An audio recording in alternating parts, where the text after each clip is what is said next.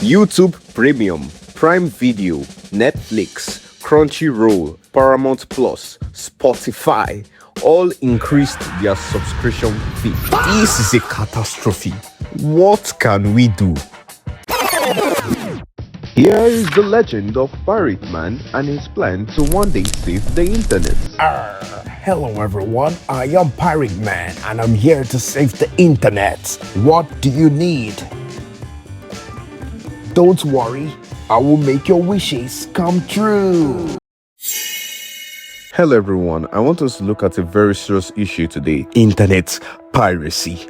But this time from the perspective of the pirates, the necessity of piracy and how it's saving the internet. Now, I want to be clear, I do not condone piracy. In fact, piracy is worse than drugs. I hate piracy, and the only thing I hate more than piracy is Taylor Swift's music. Before we can answer how piracy is necessary, we need to understand why people do it in the first place. Remember, as a firm hater of piracy, I have never pirated a piece of media in my life before, but I know someone who does. I keep telling him not to do it, that it's against the law, but he never listens to me. Ladies and gentlemen, meet Jack, the pirate. Jack is a teenager who is addicted to video games, music, and movies.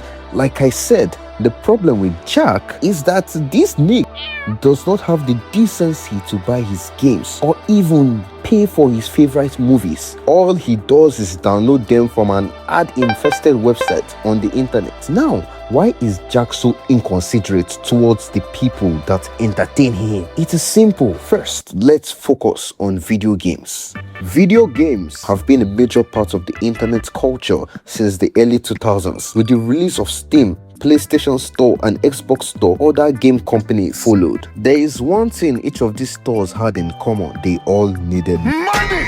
Now let's roll back to Jack. Remember, I told you Jack is a teenager. He also has strict parents who tells him video games are a waste of time, that he is better off reading his books all day. This is Jack's reality. Jack is at the point of his life where he can't really work to get enough money to afford to shop on these video game stores because he's stuck with school and house chores all at the same time. What does he do? He turns to the back door of the internet. As Jack's friend, I always tell him being poor is not an excuse to break the law, Jack, but he never listens to me. He goes ahead and gets the games anyway. Let's look at some of the games Jack got for free instead of buying them like a normal person. He got a copy of Treasure of Nadia, Crimson Deserts, Oni Chancy.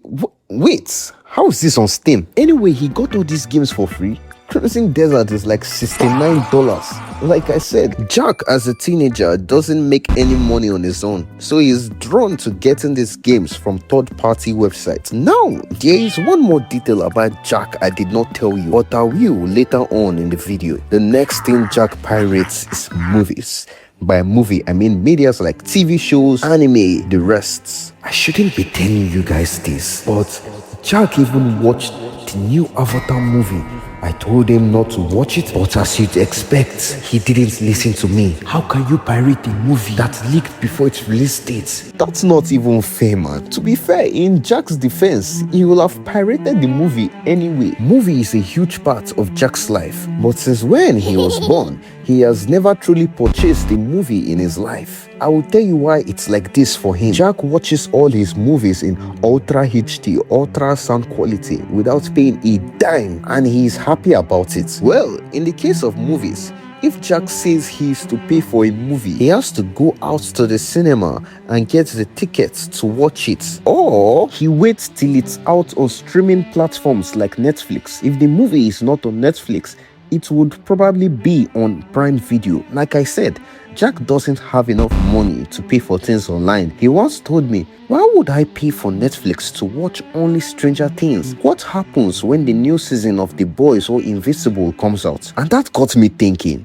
You see, unlike video games where Jack is expected to buy every game he plays, except the free ones of course, he's met with another situation where he has to pay multiple streaming services to watch his favorite shows. So as you would expect, Jack does the most convenient option and pirates both shows. I know it's wrong, that's why I keep telling him to stop. Lastly, the major thing Jack pirates is music.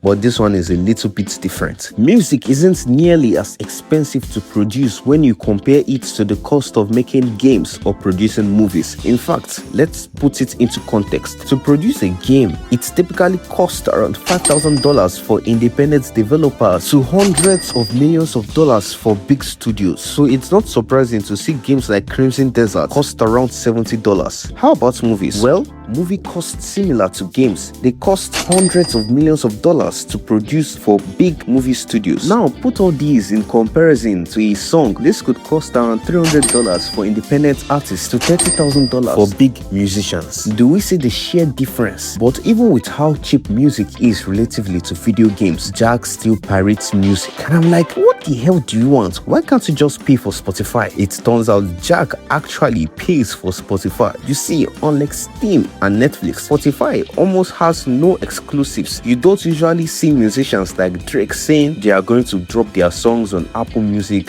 and leave Spotify out of it. Even if they do that, they eventually release those songs on Spotify. Most of their songs are in every major music streaming platform. But even with the fact Jack pays for his music, he still pirates some of them. Why does he still pirate music even though he pays for them? You see, as perfect and cheap as music streaming may seem, the temporary exclusivity decision of some artists to release their songs on Apple Music first before Spotify may make Jack impatient and lead him to pirate their songs instead of paying for Apple Music. And the next one I believe is more understandable. The licensing issues or disputes these platforms face sometimes may force a platform like Spotify to delist a song from their site. Piracy would help Jack keep his songs on his phone, and it won't matter if Spotify deletes it tomorrow. Now that we understand why Jack pirates, we can now fully understand why it is necessary and how it has saved and is still saving people on the internet. Remember, I said there's one more detail I left out about Jack. Well, it turns out he's from a poorer country. Let's say Jack is from Nigeria or Zimbabwe or maybe Afghanistan. You see, when big companies make their products, they are clearly not putting people in poorer countries in mind. Their products are simply not made for them. This point is very obvious in games when the cost of a good gaming gear is about $1,000.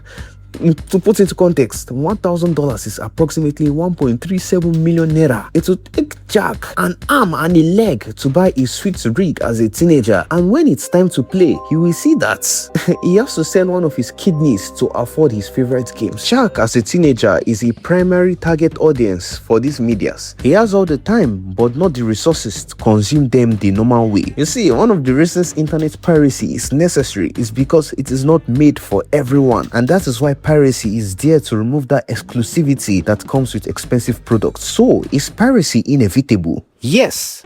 As long as these multi-billion-dollar corporations keep making their games for well-to-do people who can afford it, they keep gatekeeping their products on their platforms. People who cannot afford to buy their services online will either not buy it at all or wait for piracy to save them. Because of piracy, Jack all the way from Africa or Asia can watch anime, read mangas, play games, and be part of a community, potentially putting him in the line to one day pay for those products. You see, not every pirate would end up paying, but a number of them want to but simply cannot do it. Piracy so far has given the producers free advertisement and potential customers who could one day pay for their products. Although piracy is a crime and I do not condone it and has lost companies a lot of money, this is an issue that stems from either greed or expensive production. The money companies lose in piracy, I believe they make up for it in merch sales. This is where the real dollar is. Mickey Mouse is the highest grossing franchise for Disney. Merch sales alone has given Disney $60 billion,